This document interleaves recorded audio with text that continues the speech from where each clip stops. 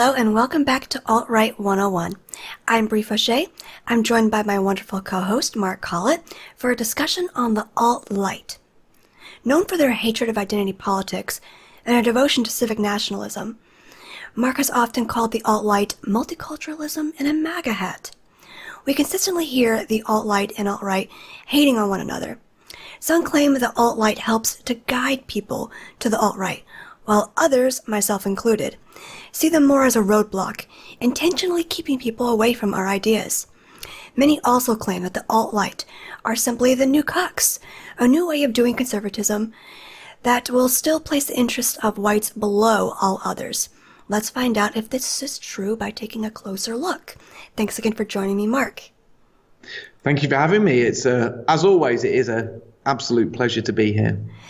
So when I think of the alt-right and the differences between the alt-right and conservatism, I notice that it's really an internet movement. It's not particularly mainstream, and they kind of gained their initial popularity by being one of the only politically incorrect voices on the internet and kind of served as an outlet for people on YouTube. We saw a lot of alt-right channels really explode, particularly in the early 2016 range, and a lot of people that jumped onto that bandwagon, had their channels absolutely explode. Would you say that's accurate? Yeah, definitely. When you talk about conservatives or traditional conservatives, they are definitively a political movement. You have Republicans in the US, you have the Conservative Party in the UK, and then you had the alt-right. And the alt-right are very much an internet movement or an online movement. They share memes. They do support Donald Trump, but I wouldn't say they typically supported traditional conservatives. They wouldn't support the Conservative Party here in the UK. They'd more support UKIP. They wouldn't support traditional Republicans in the US, but they would definitely support Donald Trump. And they're marked by not being political in the traditional sense, but being very politically incorrect. Very anti-SJW. Mm-hmm. They will openly talk about immigration, and they will take stands on things like transgenderism or particularly feminism. Feminism is one of the things that they absolutely love to talk about. But they don't talk about things that are traditionally political. They will steer away from things such as economics, other than saying things like they're pro-capitalism but anti-communism. But they wouldn't have a succinct economic policy. They would be anti-immigration, but they would make a clear point of saying that they're anti-illegal immigration, mm-hmm. but they may well be pro-legal immigration. And they would make it very clear that they think, immigrants have brought positives to the West. So it's almost like they're going sort of half of the way on many of their points, but still far enough to probably be disavowed by mainstream traditional conservatives. And I would say the alt-right takes in people like Lauren Southern, Milo Yiannopoulos, Paul Joseph Watson. And as you said in your intro, some people see them as feeding our movement. And to some degree, I agree with that. I agree that they do feed our movement, but they often also create roadblocks, as you've said, because many of them like to punch right. Many of them like to disavow anyone to the right of them to prove that they're not Nazis or they're not racists, to try and prove that they're not really scary. They're actually just people talking common sense. And that's something that really gets under my skin, because there's absolutely no need for them to attack race realists or to attack people who talk about the role of Israel or Zionism or internationalists. There's no need for them to attack us, but they constantly do. And they do cuck on issues, because eventually, despite them attacking SJWs on being emotional and not using facts, they too take up these emotional arguments when it suits them. So whilst there are differences between traditional conservatives or Republicans and the alt-right certainly aren't going the whole hog. And there are other differences as well. They bring up Islam, and they are against foreign wars, but then they will accept things like homosexuality, and they'll say things like, oh, well, homosexuality is part of our Western identity, and it's a part of liberty and freedom. And we must defend it against Islam. And they set up these sort of false dichotomies along the way and try to draw these sort of political battle lines slightly differently to the way we would, but not exactly in the same way that traditional conservatives would. And in some respects, traditional conservatives would probably have more of a divergence with the alt-right on the issue of homosexuality, because many traditional conservatives are all for traditional marriage, for Christian values. And I don't think that really goes hand in hand with the alt-right at all. And I think many homosexuals are drawn to the alt-right, and it is a very pro-homosexual movement. Yeah, I totally agree with what you said as far as a lot of them being very anti-traditional Republicans. I hear them saying the word cuck quite often, so they are able to differentiate between someone who's like a complete neocon and Republican. A lot of them, such as Alex Jones, not fans of George W. Bush, screamed to the top of their lungs during the Iraq War, so they're definitely against certain types of wars. But at the same time, they will come to bat for Israel whenever they want to go to war with ex-Middle Eastern country. So there is this sense of they will only go so far. They enjoy being edgy, but the time for being edgy to a degree where we're going to get some of our ideas across, no, we can't go that far. And that's one of the things that's really irritated me. Like you said so brilliantly a few weeks ago when we were talking at the alt-right is multiculturalism and a MAGA hat. They will fight for immigrants, believing that their ideology can be adopted by anybody, not really realizing that people coming in, they're not going to care about that. They're just not going to. And they are some of the highest, how do I say this properly? They despise identity politics, but they love it when they get somebody like a black conservative or a Islamic conservative or someone like Milo who's a homosexual conservative. So they'll come out saying, I hate identity politics. It only leads to bad things. Identity politics is why blacks do so terribly. But the second someone like Red Pill Black comes on saying, Mommy, Daddy, I'm a black conservative. Oh my God, get her on the channel, interview her. So there is this sense of hypocrisy you can see where it's all about the individual, all about being against identity, until they find someone who can perpetuate their ideas a bit more out there into the mainstream. And I think a lot of people kind of felt as though the alt-right really gave them a release during the Obama era, because there wasn't really an edgy voice on the internet until they sort of came along. It was sort of these traditional conservative pundits out there who are willing to defend guns, but they wouldn't speak out against Islam because anybody can be an American type of attitude. And I think that's where the alt-right really prevailed, is they were willing to come out and say, no, Islam is dangerous, but only radical Islam. That type of thing. There's always like a stopping point for them. Well, yeah, I think you're definitely right about where it sort of came from.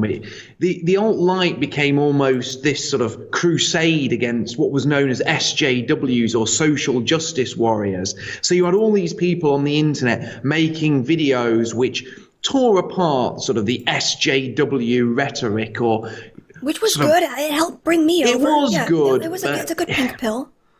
It was good to a degree, but a lot of it was very disjointed. So you would have people turning up at these feminist marches and feminist events and sort of mocking them or deriding them or interviewing them for small clips that you could laugh at. But then they never joined up the dots. They never said really why feminism was so bad for us. They would never. Come from? Right. Yeah. Where does it come from? Who came up with feminism? Yeah.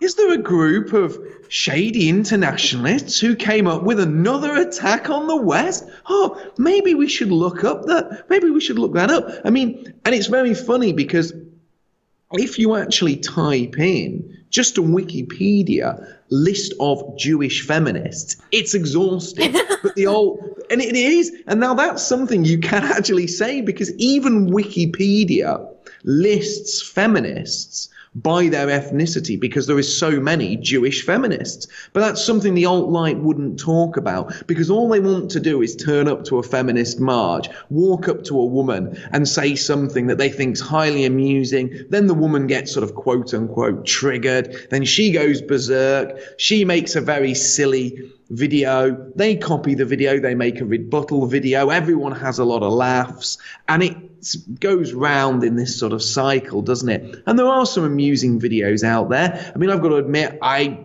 watch a guy called Bearing. He's an Australian guy who his thing is that he's a cartoon bear who makes amusing videos at the expense of SJWs. And you should look him up. He's entertainment.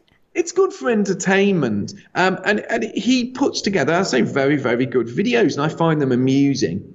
But it never goes to any sort of logical conclusion. You can only follow Gamergate for so long, right?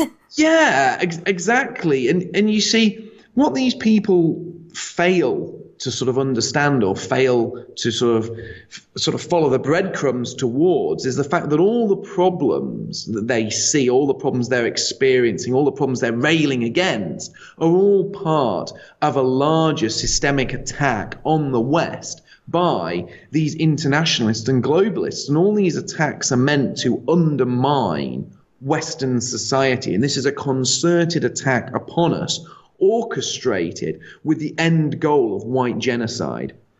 And that's something they definitely won't talk about, is white genocide, because race won't doesn't matter. Only ideology matters. Well, that's one of their big Quoting things. Ben Shapiro there. Laws that, you know, America can go completely brown, the UK can go completely brown. Anyway, and as long as they adopt our culture, it won't matter. And that's just... Which is why we can only be against illegal immigration, because our ideology can be adopted by all. We're for everybody. Exactly. And it is so broken. And I think that's one of the reasons why they don't like us, though, because like you say, they claim that the left, that the social justice warriors are all about identity politics. So all identity politics all of it's poison. All of it, yeah. We can't have any identity politics either, because everyone needs to throw out identity and just adopt this sort of notion of Western culture. But white identity, black identity, homosexual identity, feminist identity, it's all bad. It's all bad. Islamic identity, you've just got to come here and adopt. And that's why Detroit's failing, right? And black communities are failing. It's because they participate in identity politics. That's one that makes me want to hit my head against a wall. And we did an excellent video. In fact, it wasn't our first ever video that we did about it was on identity. Politics. Yeah, where we said that, you know, really identity is given to everyone except for us. And that's because the left know how powerful identity politics is. And they know that if they give identity to, you know, Muslims, if they give it to homosexuals, if they give it to transgenders, if they give it to every group, every minority, it will empower them. But equally, that's why they take it away from white people, so there can never be white identity. And that's something that the alt Lite don't understand. They don't see that identity politics is what West was built.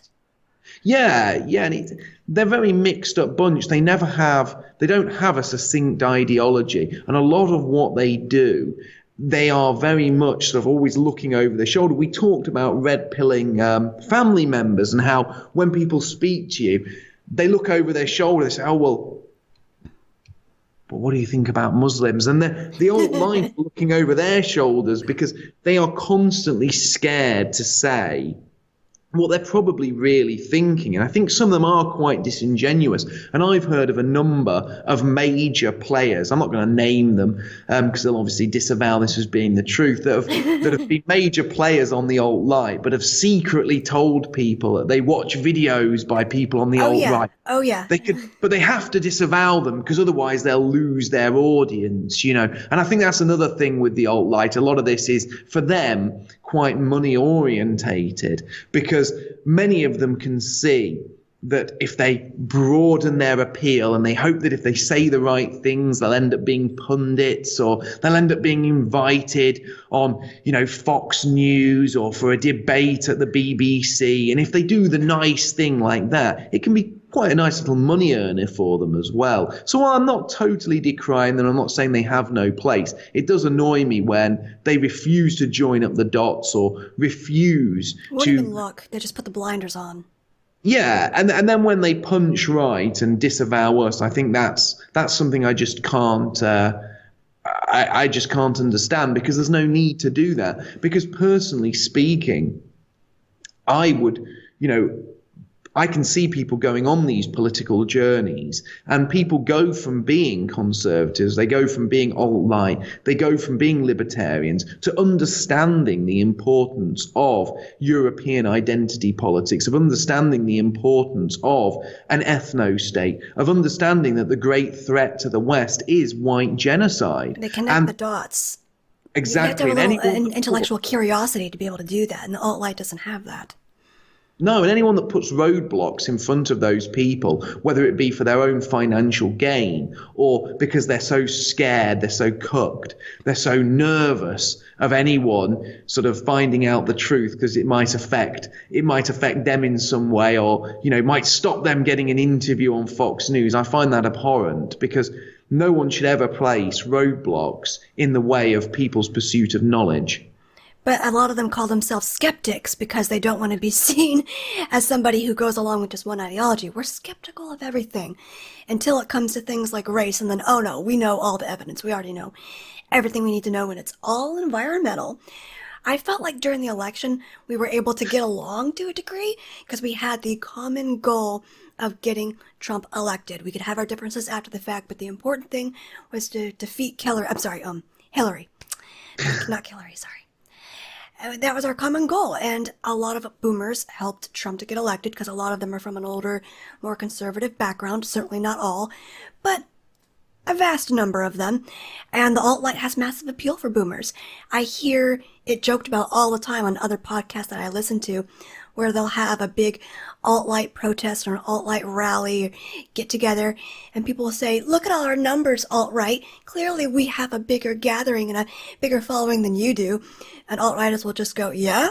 How many of them are boomers? And they'll just go,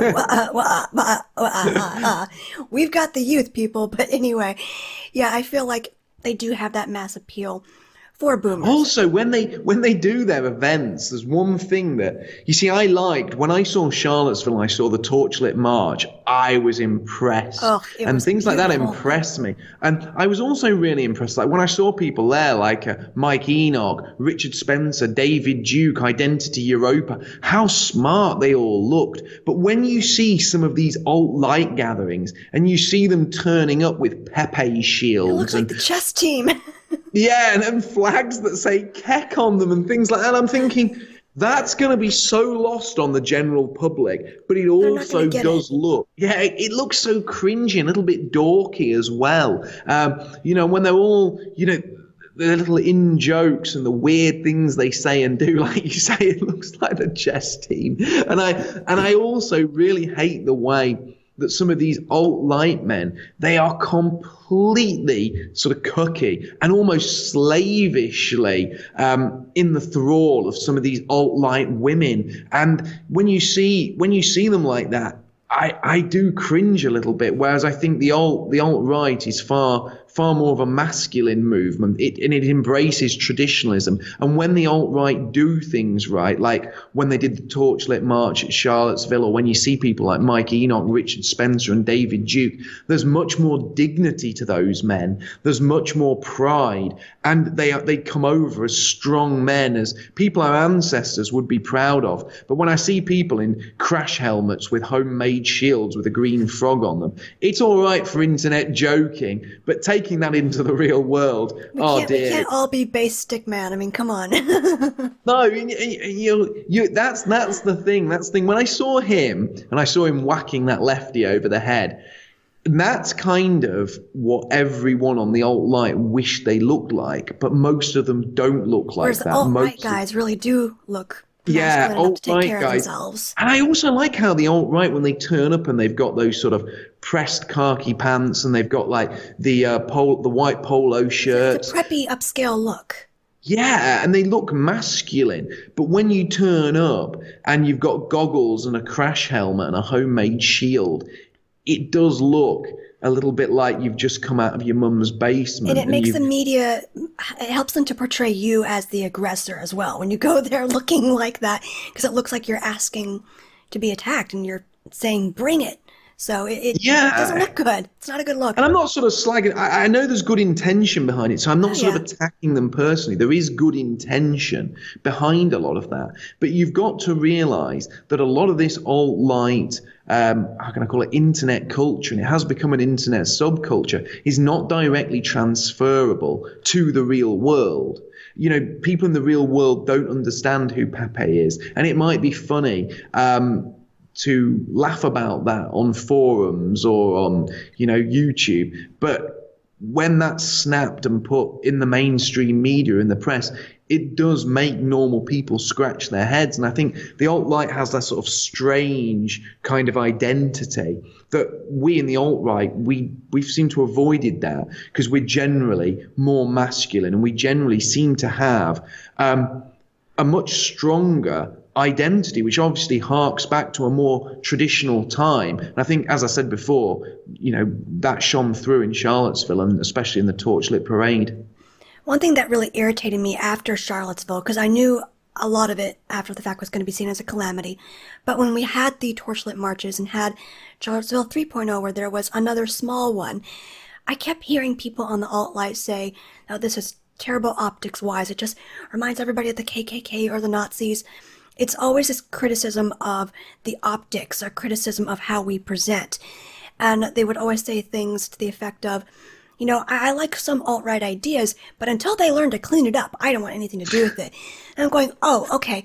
So once we gain mainstream appeal and we've actually done the hard work of putting ourselves out there, then you'll grace us with your presence? Then you'll come to these events and help us out? No, I think you eloquently put it one day where you don't get to come later during the victory parade after we've done the hard work, right?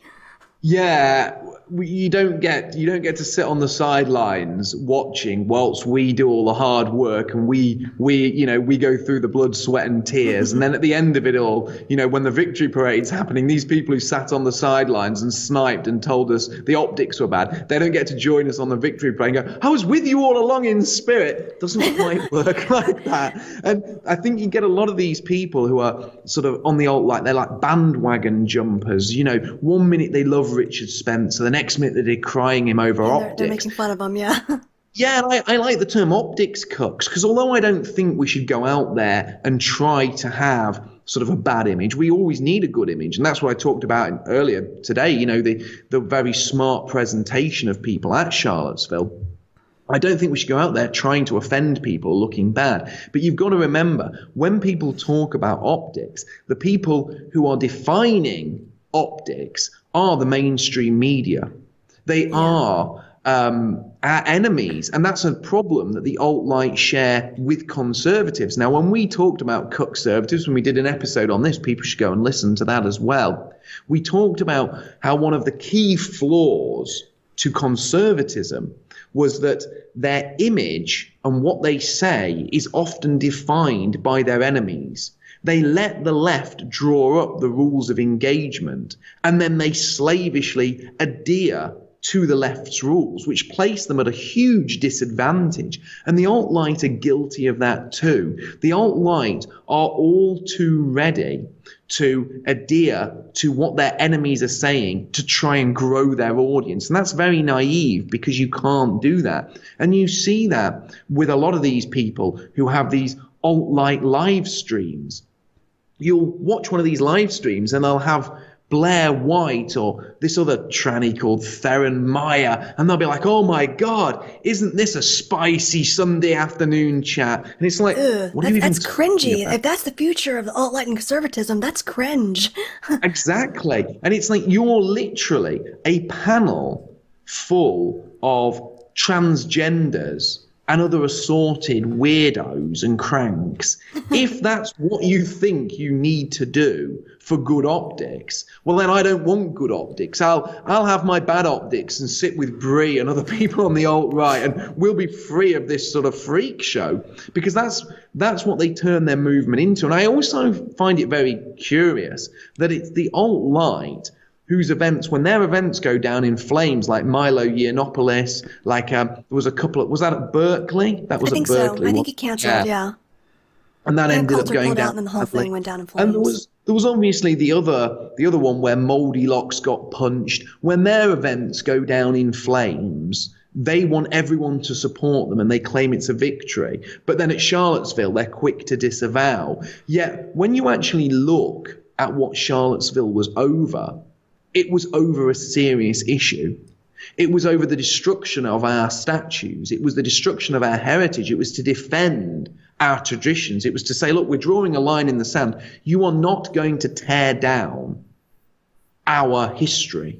And it was a serious issue. Yet when they seem to go for things, it's about defending a gay guy, a blatantly, open homosexual who pushes some very dubious things, and his right to speak at a campus. Now, I defend his right to speak at a campus. Yeah. Of course I do. But if I'm really going to go to war over something and nail my colours to the mast, it would be over the destruction of those statues, because that to me is a far, far bigger and more noble issue than fighting for his right to speak on a campus. And as I say, I 100% believe in his right to speak on a campus. It shouldn't be curtailed. But those statues, the statues that honoured people who fought and died for a cause, who were part of our history, part of our culture, part of something that stretches back for hundreds and hundreds of years. And now they're talking about tearing down Nelson's column in London. These things must be opposed with absolute fervour. But the alt-right, they pick very strange battles to go in for. And when these battles end in disaster, they look for our support. And I'm happy to support them on that. But it's very strange they won't support us on things of equal, if not greater importance. Well, that's the thing that irritates me to absolutely no end, is that we would go to battle to defend their right for free speech and be like, yeah, Milo, go up there. Yeah, of course Milo or Ben Shapiro should be allowed to speak. But when it comes to defending Richard Spencer speaking at Auburn, oh no, yeah, he's a white supremacist. We definitely can't go that far. And speaking back to Charlottesville, what you were saying, I heard a lot of people in the alt-right saying in defense of the Confederate statues, this is about culture and history. It's not about race. But that's the main difference, at least I find, between the alt-right and the alt-right. Because we realize, yes, it is about race. This was a direct attack on Southern culture, because what does the South represent? It represents a lot of white people, a big white population, having traditional values. They call the Deep South the Bible Belt, because a lot of people here are devout Christians. And that's the main reason they came after it. It's a representation of whiteness. And the alt-right refused to see it that way. It was just about maintaining American culture, and we shouldn't forget history. Yes, the Confederacy was bad and all, but we should maintain that history and teach it to our kids. That's what's important. They couldn't get the bigger picture, that was great language. They couldn't get the greater picture that it did come down to white identity, and it was an attack on white identity. And the very next day, I don't think it was the next day, a few days later, Trump came on TV saying, there's not a single thing you can put these Confederate statues to that doesn't also apply to Thomas Jefferson or George Washington, because Thomas Jefferson owned slaves as well. And I could see lefties, blue checkmark lefties on Twitter going, oh, how dare you compare the Confederacy and these monuments of Confederate soldiers and leaders to Thomas Jefferson. We'd never go after Thomas Jefferson or Abraham Lincoln. Next day, they had defaced the Lincoln Memorial and parts of Thomas Jefferson's memorials as well. So it just drove that point home. Yes, it is about race. And that's one thing the alt-right is willing to recognize and willing to talk about, is that it does come down to a racial argument. And people such as Kraut and T directly go after people in the alt-right who discuss race. There was a big humbug a couple months back, I believe. Kraut and T was discovered as having a whole Discord server dedicated to doxing people such as me and you, simply for talking about race. That was the only motivating factor behind it, was to squelch this conversation about race.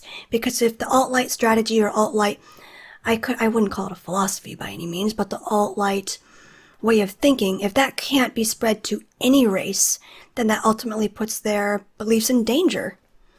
No, of course. And the thing that they fail to see is they fail to equate race with culture. Now, they say, oh, we're all about culture, but where does culture come from? And we discuss this. Culture comes from a racial group. Every racial group, every distinct racial group has its own definitive culture. And similar racial subgroups have very similar cultures. You can say there are similar cultures across Africa. You can say there are similar cultures across Europe. European culture is very similar across the European people. Those of European descent, whether they be British, French, German, Scandinavian, they created different but very similar cultures across that continent, just the same as you will see similar cultures in Kenya, Uganda, Nigeria, and Somalia. So it's clear that different races create distinct and different cultures. And the thing that the alt-right seem to completely fail to do is connect the dots. And they seem to think that culture is just something that is directly transferable if you teach it to other people. So they will often talk, like you say, oh, well, this is an attack on culture. But when they say it's an attack on culture, it's always an attack on the culture that came from white people. It's always an attack on culture that was birthed by those of European descent. It's never an attack, and they'll say, oh, no, it's an attack on American culture. Well, who came up with American culture? America as a nation, as a modern concept, was birthed by those of European descent. It's a culture that came from those who colonized the United States. It is not by its nature multicultural. It is not by its nature multiracial. Yes, black slaves did play a part in early American life, but they didn't shape the culture. They didn't create the culture. That was something that was transferred to America from Europe. And you can see its European roots in every part of American culture, in its art, in its architecture, in its literature. It is all European. And obviously European is not just a continent. European people are a distinct racial group. And this is something the alt-right will deny. And I think they deny it, as I said earlier, not because they don't believe it, but because they're scared of it and because they are thinking about pleasing their enemies for the hope of growing an audience and in some cases making a lot of money. In some cases, they actively shy away from talking about things to make money. And Paul Joseph Watson is a fine example of that. Not only does he shy away from certain topics to make money, and he made a damning video on Israel and retracted. I remember that. It was a good video. Yeah, he made a damning video on Israel and he retracted that for personal and financial gain. And he's also someone who repeatedly refuses to get involved in any form of genuine politics because he wants to simply profit off the decline of the West. And in a way, as I said earlier, one of the big differences between the alt-right and traditional conservatives is at least they will get involved in the fight. At least they'll try to change things. At least they get involved in politics. Whereas the alt-right, in a way, are actually worse than conservatives, because although they'll talk about things that are slightly more edgy, in many cases, they are more happy to sit on the sidelines and do nothing than any other group. And most of them seem to be happy simply to be pundits. So whilst we are actively trying to defend the West, while we're actively trying to turn around the decline that we're seeing now in the Western world, those on the alt-right, they seem to be happy to simply talk about the problems and get fat off the rotting carcass of the West. They're almost like, vultures that sit there pecking at the carcass of the West, getting fat off its problems because they're talking about it and they're growing an audience talking about it, but they don't actively want to propose any changes. They don't want to propose any solutions to the problem. Now, we talk about solutions all the time. I talked on our show this week on the alt-right about how we could disincentivize Muslims to come to the West, how we would change policies on housing, how we would change economic policies on benefits. We talk about the ethno-state.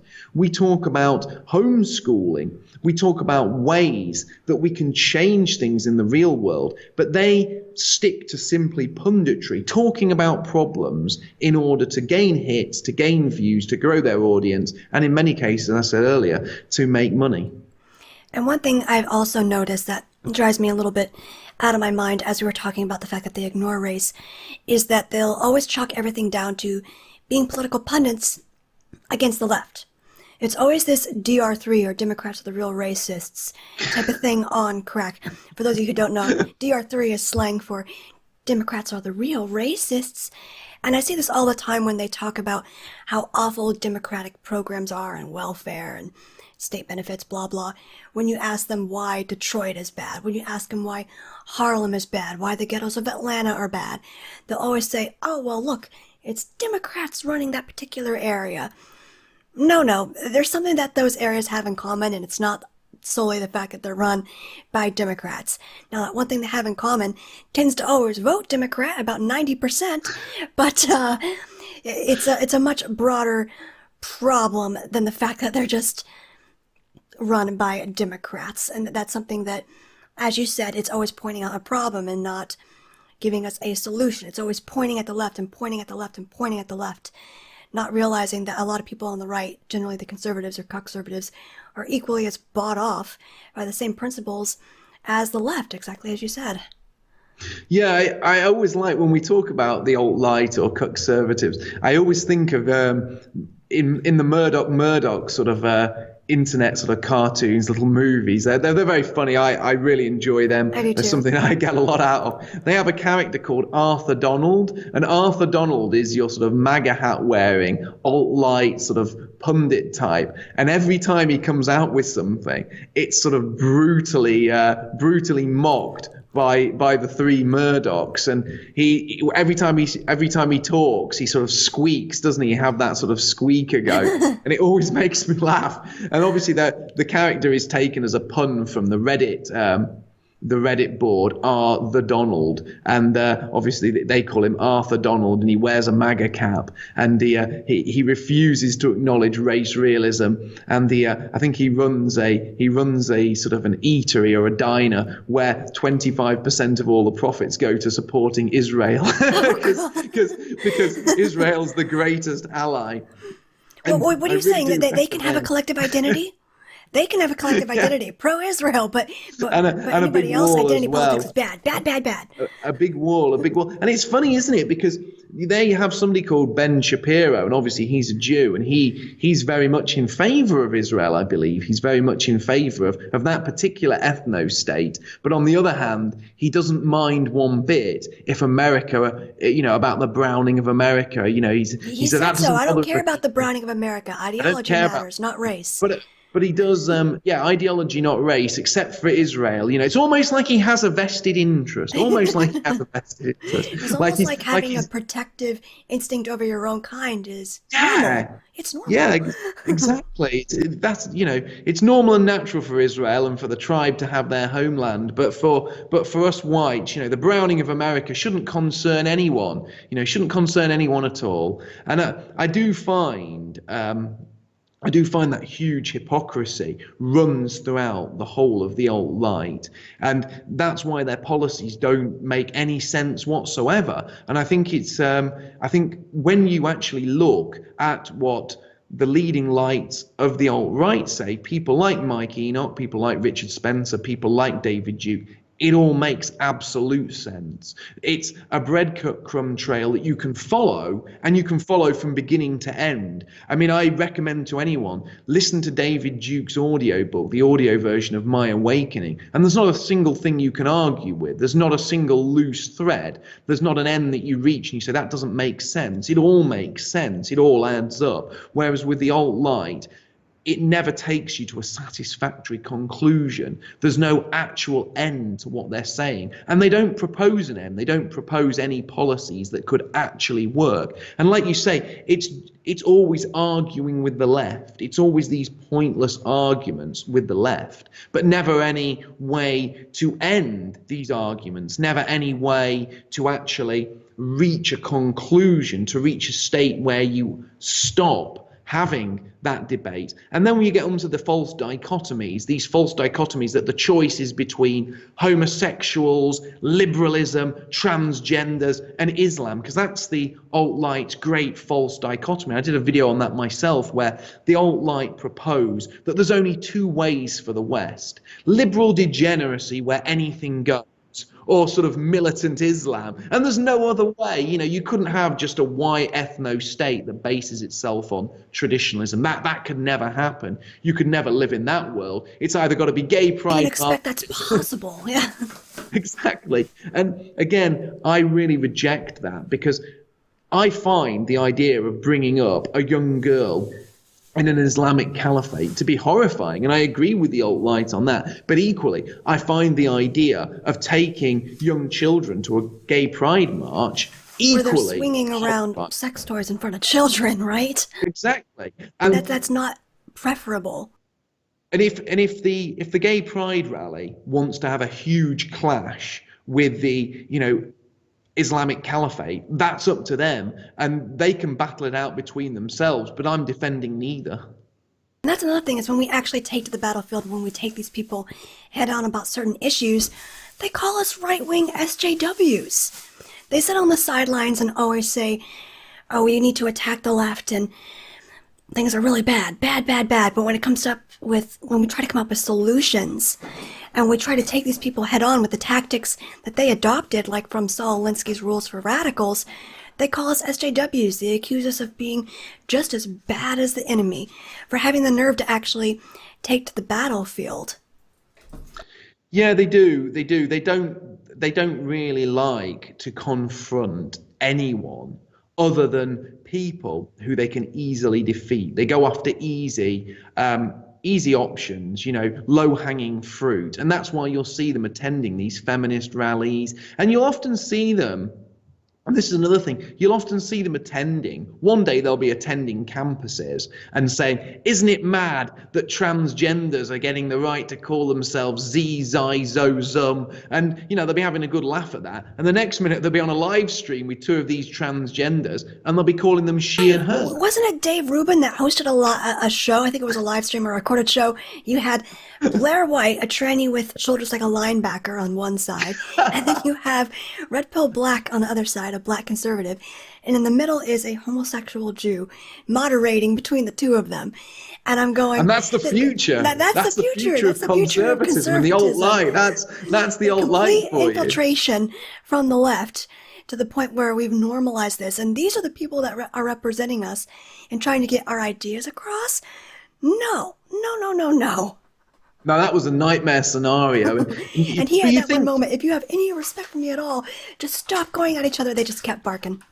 Yeah, and then the worst bit about it was, if you think about that stream, you've got a black woman and you've got a white man dressed up as a woman with fake boobs, and they're sat there, and there's a gay Jew in between the two of them, and that is the 2017 vision of conservatism, and that's or the alt-right. That's where alt-right tolerance is going to get you. It's not going to be in a society where we're not atomized, we're not into radical individualism. It's going to be that. Well, the worst thing about that is 15 years ago, that would have been the most radically left disgusting forum that you'd have seen. People would have been like, you can't get any more left than that. A black female, a gay Jew, and a white tranny sat together discussing something. That would have been the most far left panel you could imagine. But in 2017, that is the panel that conservatives and the alt-right had adopted as their, front runners. That's one thing I have noticed about the alt-right over time, is that they're more than willing to engage in doxing to shut down our free speech. I believe it was Red Pill Black who came under the accusation of having a website designed to dox people. So they truly are threatened by our ideas and the fact that we're willing to go places that they're afraid to.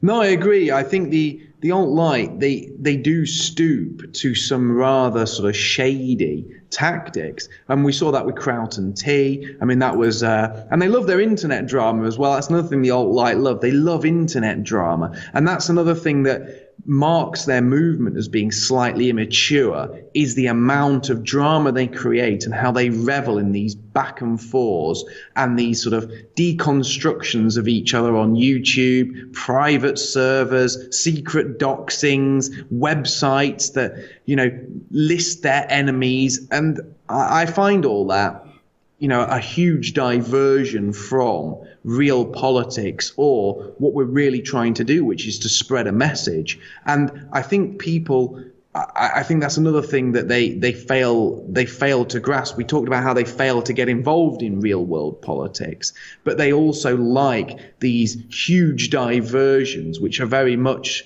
a sort of childish side to politics. And that's something that I can't really grasp. I can't either. It just seems very immature to me, and it really kind of blackpills people. I see the reaction to various people having falling outs, and the reaction after people get doxxed by people in the Alt Lite. I believe it was Cernovich who doxed Baked Alaska and posted a blog post that put his real name out there, which was not out there previously. And that really blackpills people and makes them not want to be associated with things, and actually pushes people away from hearing our ideas in general, because they look at that type of thing, if they do happen to follow politics at all, if they see that type of thing and see that people on the right are willing to stab at one another like that, they won't want to hear any of our ideas. No, exactly. And I think it also shows that they're willing to do more than just place roadblocks into getting to our points.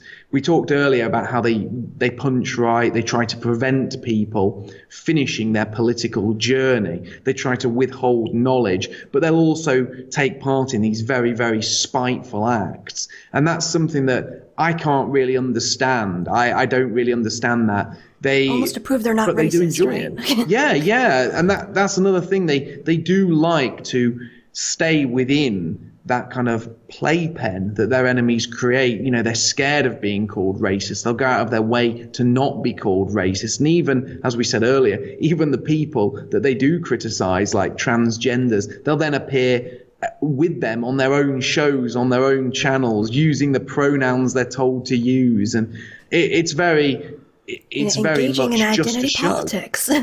Yeah, engaging in there, but not engaging in ours. And really, that's the ultimate thing, really, isn't it? That we're the only ones with any solutions. We're the only ones who propose a viable solution for the West. We're the only people that aren't scared. We're the only people with the genuine courage to talk about the difficult issues, to talk about the things that no one else will talk about.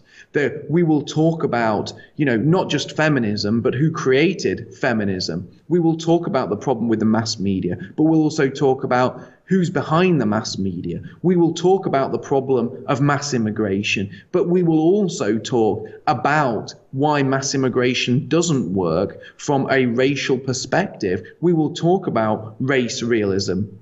We will talk not just about SJWs, but we will talk about their ideology, which is cultural Marxism. And we will talk about the people who came up with Marxism, about the Frankfurt School. We will talk about the people who have pushed this, the people who have infested our institutions.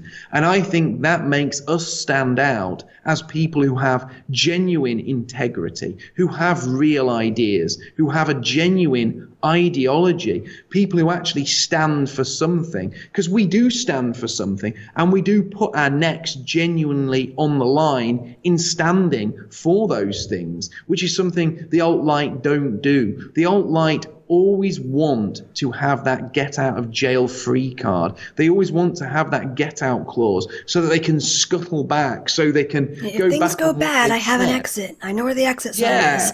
exactly. Whereas we're different to that, because we go all in, because ultimately we know that this is bigger than us. This cause is bigger than us. This cause is not just about profiteering off the death of the West. In fact, it's not about making money at all. This cause is about stopping the death of the West. It's about reviving the West. It's about rising again like a phoenix from the flames. It's not about being a bird of carrion that sits there pecking at a rotting corpse to get fat. It's about raising the West up and restoring our former glory. And the only way to do that is by firstly taking the ultimate red pill, but then fighting against white genocide, preserving those of European descent, and building an ethno-state where our children don't have to face the twin evils of cultural Marxism, degeneracy,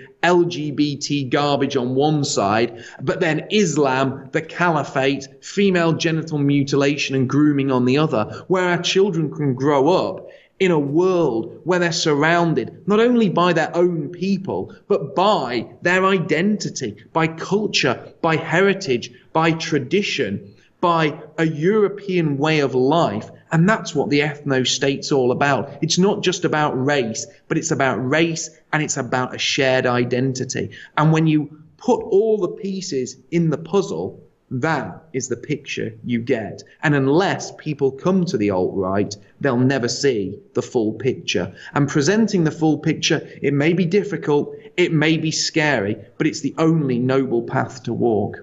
I think that's an excellent point to leave off on. Please let my viewers know where they can find your work, Mark. You can find my work at www.thefallofwesternman.com. That is my book. It's available for free as a download, and if you like it, you can also buy it in hardback or paperback. And if you like it and you've downloaded it, you can also send it to all your family and friends. I'd be more than happy for you to do that. You can also follow me on YouTube and Twitter. I release a podcast every week, and I also am a prolific tweeter, so I hope you enjoy that. Yes, follow him on Twitter, especially if you want to red pill some other people and show them the fallacy of the alt-right. It is an excellent Twitter feed to follow, as is his book. Absolutely wonderful. Go and purchase it. And I am Brie Fauché. You can find a video version of this podcast up at 27crowsradio.com and briefauché.com. Until next week, take care, everyone. Bye.